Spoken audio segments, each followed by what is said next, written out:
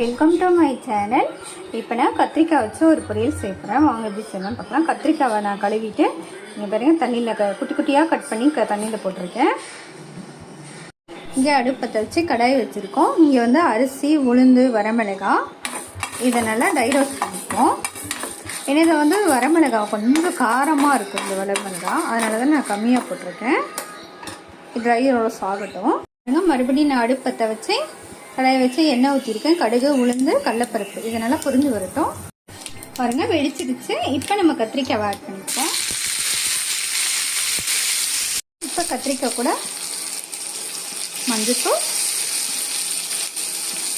அப்புறம் இதுக்கு தேவையான உப்பு எண்ணெயிலே கொஞ்சம் வணங்கட்டும்.